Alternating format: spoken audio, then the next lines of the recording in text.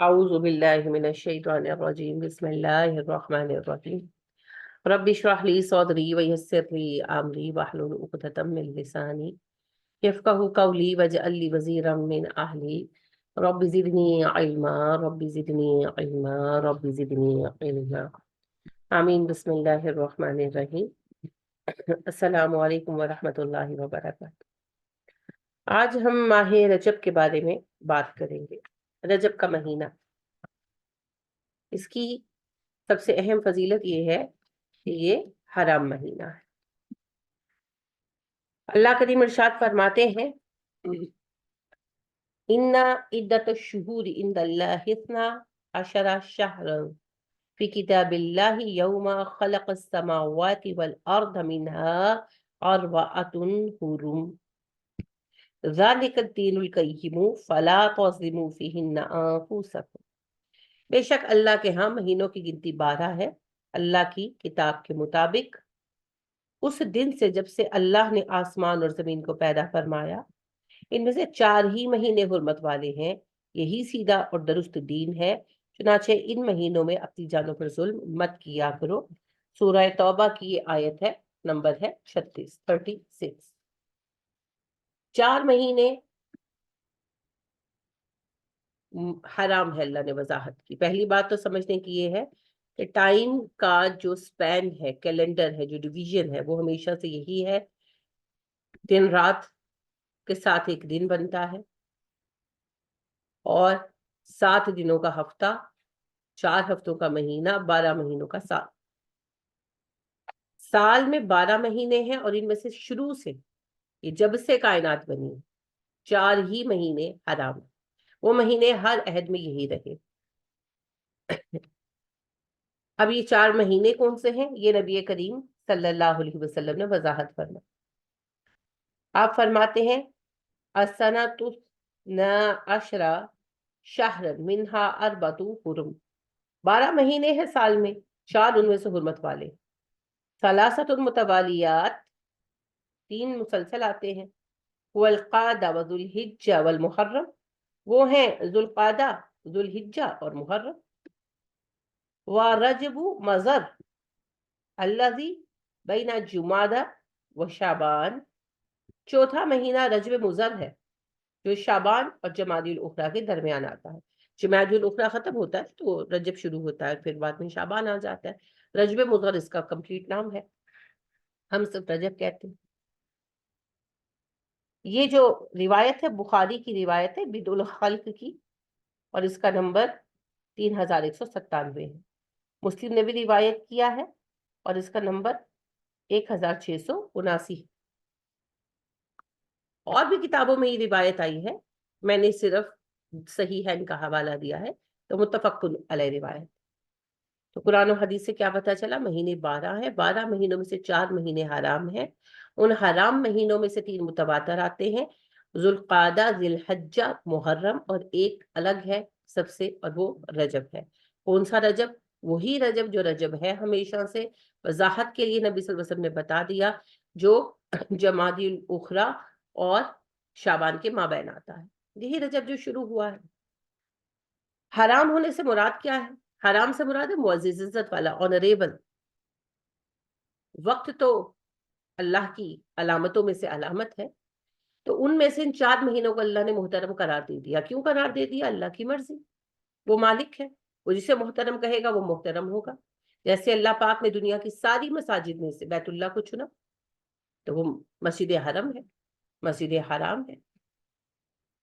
پھر اللہ پاک نے مسجد نبوی کو چنا، وہ ہمارا دوسرا حرم ہے۔ پھر اللہ نے بیت المقدس کو چنا، وہ ہمارا تیسرا حرم ہے۔ بالکل اسی طرح اللہ کریم نے ان 4 مہینوں کو معزز قرار دے دیا۔ تو رجب کی اہمیت یہی ہے کہ رجب معزز ہے۔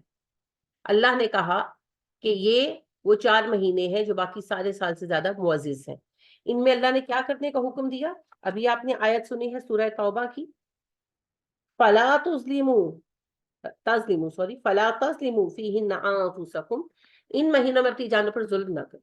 جان پر ظلم کیا ہے؟ گناہ۔ ویسے ہی تقوی اختیار کرنا چاہیے، ویسے ہی کرنا چاہیے، لیکن ان مہینوں میں خصوصیت سے گناہوں کا ارتکاب نہ کرے اور نیکی کی طرف زیادہ کوشش کریں. کیا نیکی کی کوشش کریں؟ پہلی بات تو گناہ سے بچنا ہی نیکی، سب سے بڑی نیکی، گناہ نہ کریں. اس کے بعد جو ایکسٹرا نیکی کر سکے، جو نفل نماز پڑھ سکیں، جو صدقہ کر سکیں. حرام مہینے کا احترام ہے نا، اللہ برکت ڈال دیں گے. دل چاہے تو نفلی روزہ رکھیں. لیکن بنیادی بات کیا ہے؟ ان مہینوں میں گناہوں سے بچو، ٹھیک ہے؟ اور اسی کی کروڑی ہے کہ نیکی کی طرف رغبت کریں. باقی کوئی خاص کوڈ آف عبادہ اس میں نہیں ہے. جیسے رمضان کا کوڈ آف عبادہ ہے نا، دن میں روزہ رکھو، رات میں قیام اللیل کرو، تراویح جسے آپ کہتے ہیں، یہ کوڈ آف عبادہ ہوئی نہیں، ٹھیک ہے؟ کوئی حدیث میں، قرآن میں، صحابہ کے معمول میں ہمیں کوئی ثبوت نہیں ملتا. تو ہمارے ہاں اس مہینے کو لے کر بہت ساری مسکنسیپشنز ہیں. پہلی مسکنسیپشن تو یہی ہے کہ رجب کی اہمیت معراج کی وجہ سے ہے، لہٰذا اس کو کہا جاتا ہے معراج شریف دا مہینہ. پہلی بات تو یہ سمجھ لیجئے، سب سے پہلی بات، رجب کی اہمیت حرمت کی وجہ سے، معراج کی وجہ سے نہیں. بالکل اسی طرح جس طرح محرم کی اہمیت بھی حرمت کی وجہ سے ہے، واقع کربلا کی وجہ سے نہیں. اللہ فرما رہے ہیں، جو آپ کے رب ہیں، جو میرے رب ہیں، جو کائنات کے مالک اور خالق ہیں، وہ فرما رہے ہیں ان عدت الشہور عند اللہ اثنا عشر شہرا فی کتاب اللہ یوم خلق السماوات والارض منها اربعۃ حرم. جب سے کائنات میں نے پیدا کی ہے، آسمان و زمین بنائے ہیں، تب سے مہینے 12 ہیں، تب سے 4 ہی مہینوں کو میں نے حرام رکھا. تو رجب کی اہمیت حرمت کی وجہ سے ہے، یہ حرمت اللہ نے دی. معراج کے واقعے کی وجہ سے اس کی حرمت نہیں، ٹھیک ہے؟ دوسری بات یہ ہے کہ کہیں سے ثابت نہیں ہوتا، کسی کمزور سے کمزور روایت سے یہ بات سامنے نہیں آتی کہ رجب میں نبی صلی اللہ علیہ وسلم تشریف لے گئے تھے معراج پر. معراج کا واقعہ ایک حقیقت ہے. معراج کے واقعے کے 2 حصے ہیں، ایک اسرا اور ایک معراج. اسرا یعنی راتوں رات ٹریول کیا آپ صلی اللہ علیہ وسلم نے، بیت اللہ سے بیت المقدس تشریف لے گئے. وہاں آپ صلی اللہ علیہ وسلم نے انبیاء کرام علیہ السلام کو 2 رکعت نماز پڑھائی. پھر وہاں سے آپ صلی اللہ علیہ وسلم کو آسمانوں پر لے جایا گیا، آسمانوں کی سیر کروائی گئی. سدرۃ المنتہا انتہائی مقام تھا آپ صلی اللہ علیہ وسلم کا. وہاں سے پھر آپ صلی اللہ علیہ وآلہ وسلم کو جنت اور دوزخ دکھائے گئے. پھر آپ صلی اللہ علیہ وسلم واپس تشریف لائے. یہ بالکل سچ ہے، اس میں کوئی دو رائے نہیں ہے. اور اسرا کے واقعے کا بیان سورہ اسرا یعنی بنی اسرائیل میں ملے گا آپ کو، اور معراج کا بیان آپ کو ملے گا سورہ نجم میں. الحمدللہ آپ صلی اللہ علیہ وسلم کا یہ معجزہ ہے. اللہ پاک نے آپ صلی اللہ علیہ وسلم کا حوصلہ بڑھانے کے لیے آپ کو اپنی نشانیاں دکھائی، اور ریزن بھی یہی بیان کی. سورہ اسرا کی پہلی آیت میں اللہ نے ریزن بیان کی کہ اپنے بندے کو راتوں رات لے گیا وہ رب جو پاک ہے مسجد حرام سے مسجد اقصی، تاکہ اسے اپنی نشانیاں دکھا سکے. اصل میں نبی کریم صلی اللہ علیہ وسلم کو مقاطعہ کا صدمہ سہنا پڑا. مقاطعہ بڑا تکلیف دے رہا آپ صلی اللہ علیہ وسلم کے لیے. 3 سال تھے، سب کی تکلیف کو دیکھا آپ نے. پھر مقاطعہ کے خاتمے پر اما خدیجہ رضی اللہ تعالیٰ عنہ وفات پا گئی، ابو طالب بھی وفات پا گئے. تو دنیا میں آپ کے 2 سہارے یہی تھے. حقیقی سہارا اللہ کی ذات تھی اور ہمیشہ رہے گی ہر کسی کے لیے، لیکن دنیاوی یہ آپ کے 2 مضبوط جو ہے سہارے تھے، جن کے وفات پا جانے سے دنیاوی اعتبار سے ظاہراً آپ صلی اللہ علیہ وسلم پر پریشر بہت بڑھ گیا تھا. پھر آپ صلی اللہ علیہ وسلم جو ہے اس کے بعد طائف گئے، اور طائف کا اندوہناک واقعہ پیش آیا. آپ کو پتہ ہی ہے کتنا شدید واقعہ تھا. احد میں جب آپ صلی اللہ علیہ وسلم زخمی ہوئے ہیں نا، تو صحابہ نے پوچھا اللہ کے نبی صلی اللہ علیہ وسلم احد کے دن سے بھی سخت کوئی دن آپ پر گزرا؟ آپ نے کہا ہاں، طائف کا دن. طائف کا دن اس سے بھی سخت تھا مجھ. پھر اس کی پوری تفصیل آپ بیان کرتے ہیں. تو طائف کا بھی آپ صلی اللہ علیہ وسلم کو صدمہ سہنا پڑا.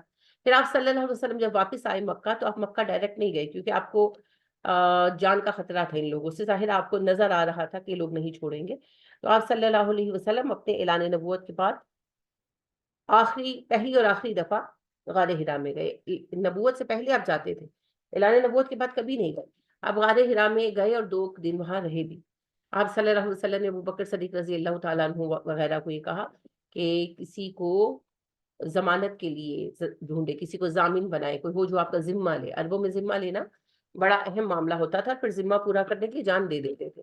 مختلف سرداروں سے بات ہوئی، بہرحال فائنلی مطعم بن ادی جو ہے اس نے آپ صلی اللہ علیہ وسلم کی حفاظت کا ذمہ لیا اور اپنے بیٹوں کے ساتھ ہتھیار لگا کر مقام ابراہیم پر آیا اور کھڑا ہو کر اس نے اناؤنس کیا کہ محمد کو میں نے امان دی ہے صلی اللہ علیہ وسلم، تو ان کے خلاف کوئی بھی ایکشن کسی نے لیا تو وہ میرے خلاف سمجھا جائے گا۔ تو پھر آپ صلی اللہ علیہ وسلم کو وہ ہمراہ لے کر آیا۔ آپ صلی اللہ علیہ وسلم کے لیے حالات اتنے پریشان کن ہو چکے تھے، تو آپ اوبویسلی بہت زیادہ پریشر فیل کر رہے تھے، نیچرلی آپ کا مورال قدر ڈاؤن تھا۔ تو آپ کا مورال اپ کرنے کے لیے آپ صلی اللہ علیہ وسلم کو اس غم سے نکالنے کے لیے اللہ پاک نے اپنی شان دکھائی۔ آپ صلی اللہ علیہ وسلم کو راتوں رات مسجد اقصی لے جایا گیا، انبیاء کرام علیہ السلام کی امامت کا جو رتبہ ملا اسی کی وجہ سے ہم آپ کو امام الانبیاء اور سید الانبیاء کہتے ہیں نا۔ اس میں دو طرفہ چیز اللہ نے دکھائی، نبی کریم صلی اللہ علیہ وسلم کی شان و عظمت بھی دکھائی کہ آپ کا یہ مقام ہے میرے ہاں، ان چند بے وقوفوں کے عارضی حرکتوں سے آپ صلی اللہ علیہ وسلم کے مقام میں فرق نہیں آئے گا، اور دوسری طرف اللہ نے یہ بھی دکھا دیا کہ میں جو آپ کا رب ہوں، میں کتنا عظیم الشان ہوں، اور ان لوگوں کو جو میں نے چھوٹ دے رکھی ہے یہ صرف میرا ایک پروسیس ہے کام کا، میں کوئی بے بس نہیں ہوں کہ یہ کچھ کر نہیں سکتا میں ان کا۔ تو آپ صلی اللہ علیہ وسلم کو پھر آسمانوں کی سیر کرائی گئی، پہلا، دوسرا، تیسرا، ساتواں آسمان، حدیث میں اس کی پوری تفصیل آتی ہے، اور سدرۃ المنتہا تک آپ پہنچے اور پھر جنت اور دوزخ دکھائی گئی۔ تو آپ کو یہ بھی دکھا دیا گیا یعنی کہ آپ صلی اللہ علیہ وسلم کے صبر کا انجام کار کیا ہونے والا ہے، اور ان لوگوں کے مظالم کا انجام کار کیا ہونے والا ہے۔ تو آپ صلی اللہ علیہ وسلم کو اس طرح کمفرٹ اللہ نے دیا، آپ کے دل کو اللہ پاک نے اطمینان دیا، اطمینان قلب دیا، اور آپ صلی اللہ علیہ وسلم واپس آئے۔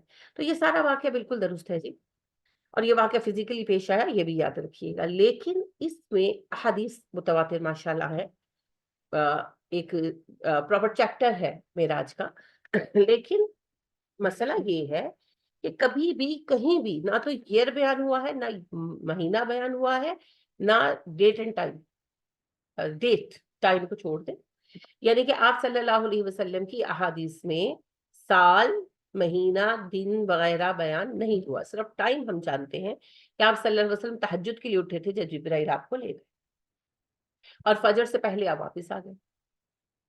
اچھا، اب یہاں پر پھر میں عرض کروں گی، کسی بھی حدیث میں سال بھی بیان نہیں ہوا، سال کے بارے میں بھی اختلاف، زیادہ تر رائے یہ ہے کہ شاید 10ویں سال کے اینڈ میں آپ گئے تھے، اور یہ رائے بھی بعد ازاں یعنی جو تابعین، تبع تابعین وغیرہ ہیں انہوں نے ڈسکشن کے ساتھ اسٹیبلش کی ہے۔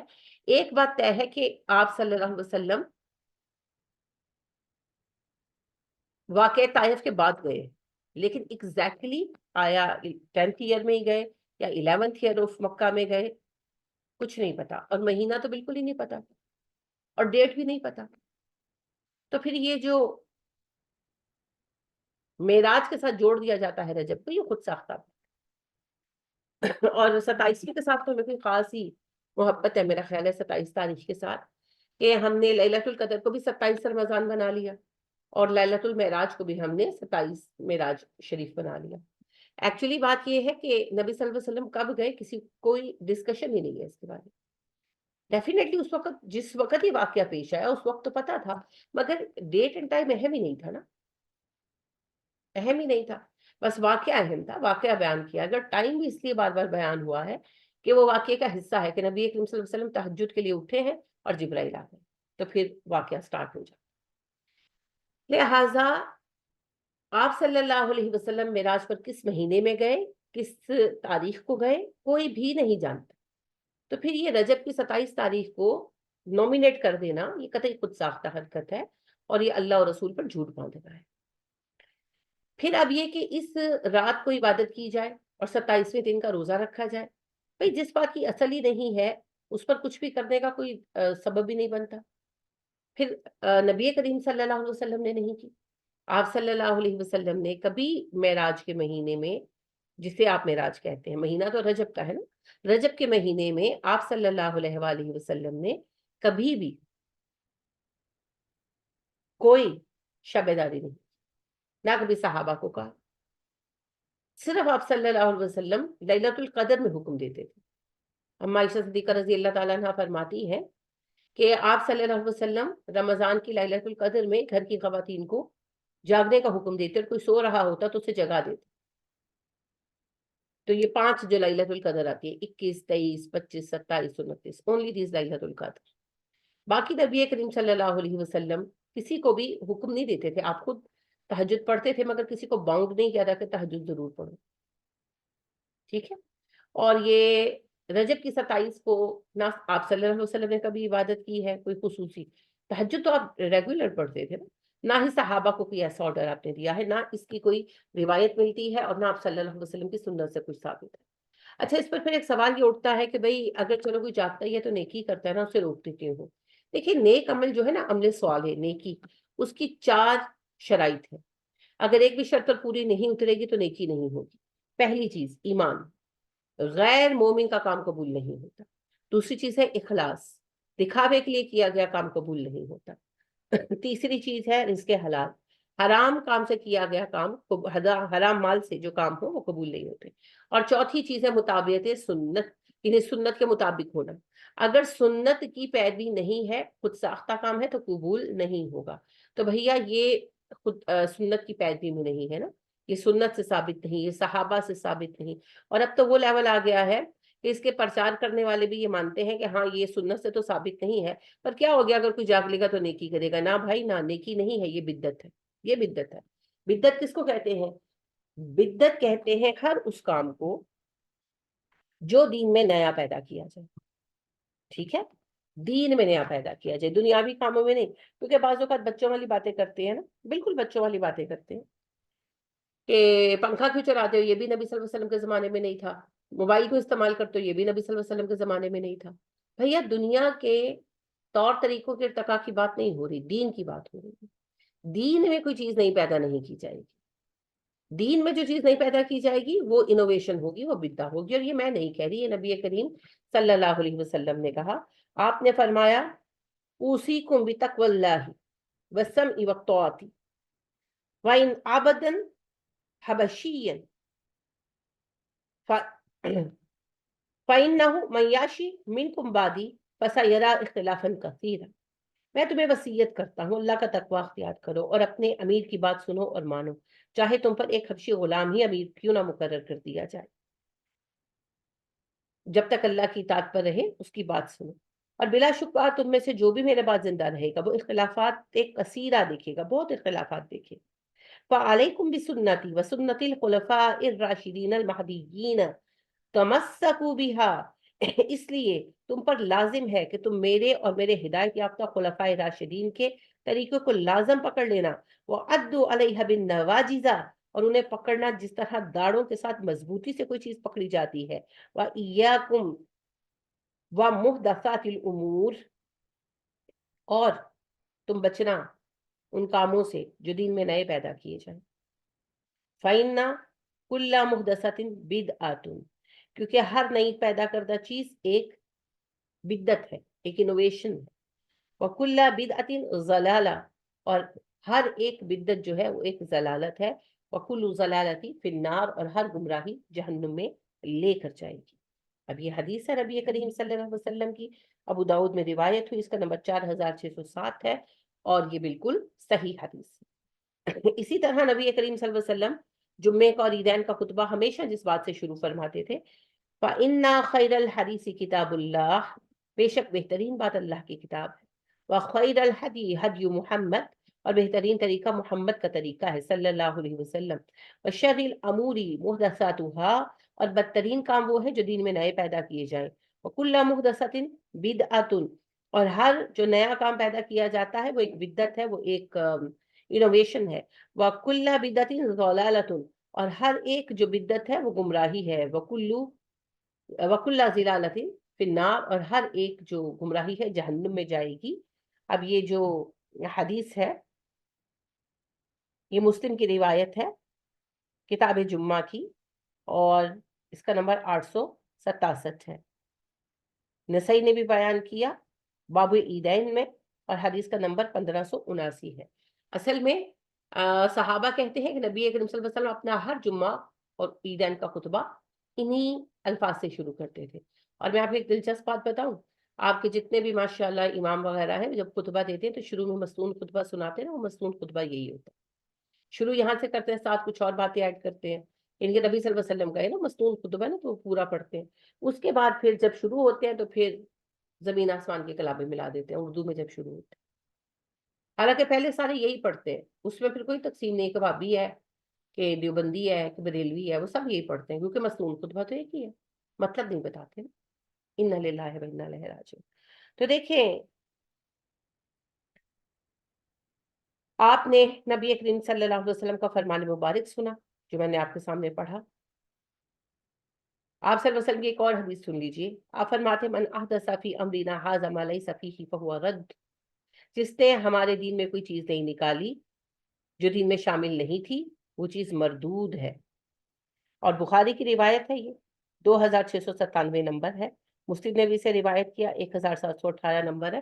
ایسے آپ کو حدیث کی سبھی کتابوں میں یہ ملے گا، لیکن یہ حدیث ملے گی، لیکن میں نے صرف بخاری و مسلم کا حوالہ دیا ہے کیونکہ صحیح ہے نا، تو متفقن علیہ حدیث ہے جی. تو لہٰذا یہ بدعت ہے جی، اس میں کوئی خیر نہیں.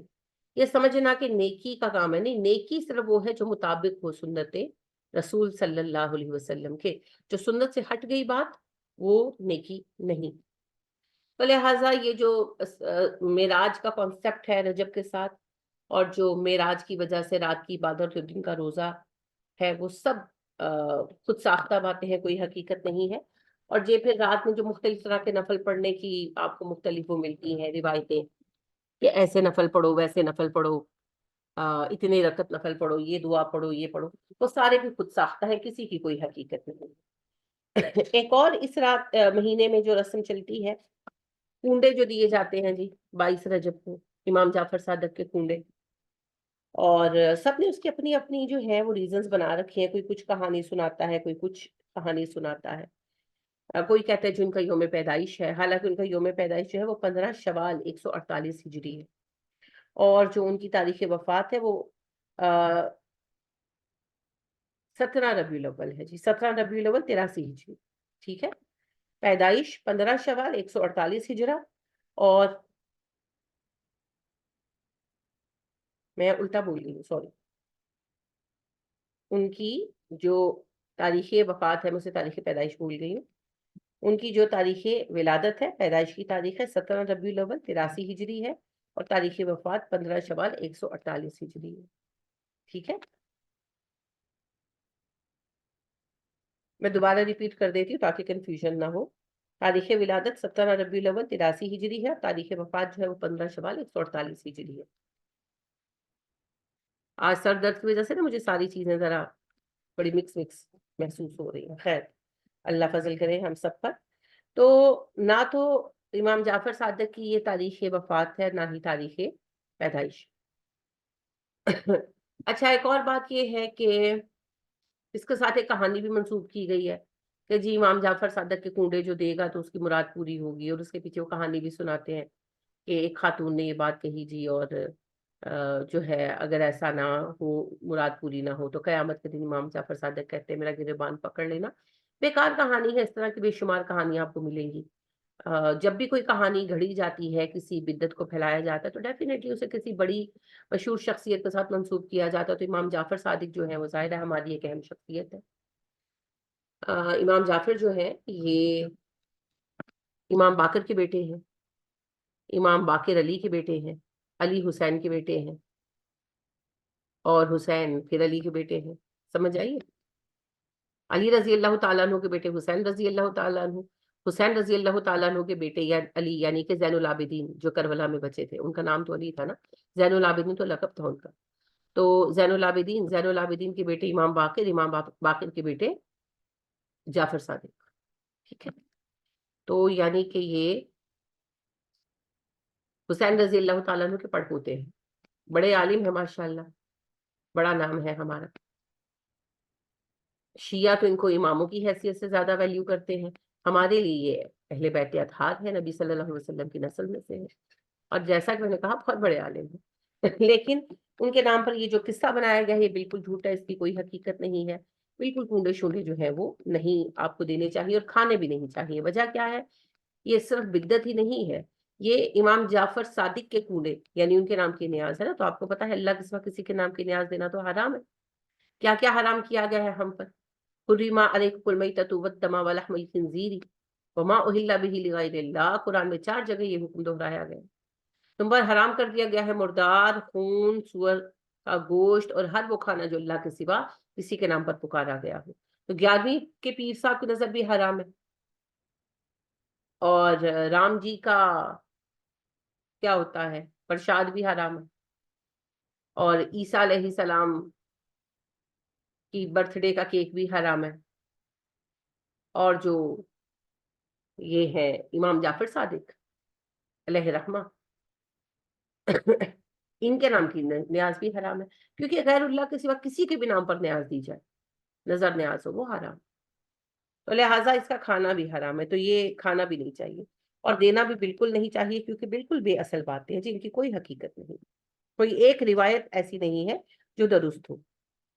اس کے علاوہ یہاں پر ایک اور بھی پائی جاتی ہے بدعت، جو ہے صلاۃ الرغائب۔ ویسے یہ عوام میں مشہور نہیں ہے، زیادہ تر یہ صوفیوں میں مشہور ہے، تو جو ادھر ادھر بیت ہو جاتے ہیں نا پھر وہ پڑھتے ہیں کہ جی رجب کے پہلے جمعے کو، جمعرات پہلا جب جمعہ ہے تو جمعرات کے دن روزہ رکھیں اور رات کو 12 رکعت نفل پڑھیں، پھر اس کا ایک خاص طریقہ بیان کیا جاتا ہے، کہتے ہیں جی صلاۃ الرغائب ہے۔ یہ خود ساختہ ہے جس کی کوئی حقیقت نہیں ہے، کسی حدیث کی کتاب میں ایسی کوئی بات ثابت نہیں ہے۔ پھر ایک اور اہم بات یہ ہے کہ رجب کے بارے میں کئی باتیں کی جاتی ہے۔ ایک بڑی معروف جو روایت بیان کی جاتی ہے کہ رجب اللہ کا مہینہ ہے، شعبان میرا مہینہ ہے، اور رمضان میری امت کا مہینہ ہے، یہ بھی خود ساختہ ہے جی، اس کا راوی کذاب میں سے ہے، کذاب ہے اس کا راوی، تو بالکل غلط ہے یہ۔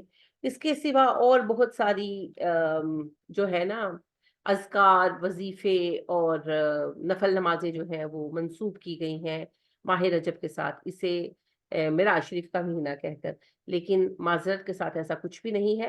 اور جو اس کو کہا جاتا ہے اللہ کا مہینہ، یہ اس روایت کے بنا پر کہتے ہیں نا، تو وہ روایت مردود ہے، اس لیے کہ وہ ایک اس کا جو راوی ہے وہ کذاب ہے، کذاب، نبی صلی اللہ علیہ وسلم کے نام پر جھوٹی روایتیں گھڑنے والا ہے، اور اس بات پر سبھی کا اتفاق ہے۔ یہ نا صرف پتہ ہے کیا ہوتا ہے کہ لوگ جو ہے نا وہ جو مبلغ چھوٹے درجے کے واعظ کرنے والے ہوتے ہیں، وہ صرف نا اپنی محفل کو گرمانے کے لیے ہر طرح کی چیز اٹھ کر بیان کر دیتے ہیں، کسی چیز کی سند چیک نہیں کرتے، حتیٰ کہ آپ دیکھیں گے کہ جو علماء ہیں وہ چاہے شیعہ ہو، چاہے سنی ہو، چاہے بریلوی کوئی بھی ہو، وہ کہہ رہے ہوتے ہیں کہ یہ روایتیں غلط ہیں، لیکن 2 طرح کے لوگ جان نہیں چھوڑتے ان روایتوں کی، ایک بابے، پیر فقیر، اور دوسرا یہ چھوٹے درجے کے جو ہے نا واز کرنے والے مقررین، کیونکہ ان لوگوں کو اپنی محفل گرمانی ہوتی ہے، تو پھر یہ ایسی ایسی باتیں کرتے ہیں کہ اللہ اللہ۔ تو بہرحال اس رات میں جتنی بھی عبادتیں اس مہینے سے منسوب کی گئی ہیں یا اس رات 27ویں رات سے منسوب کی گئی ہیں، ساری کی ساری خود ساختہ ہے، جھوٹ ہے، کوئی حقیقت نہیں ہے۔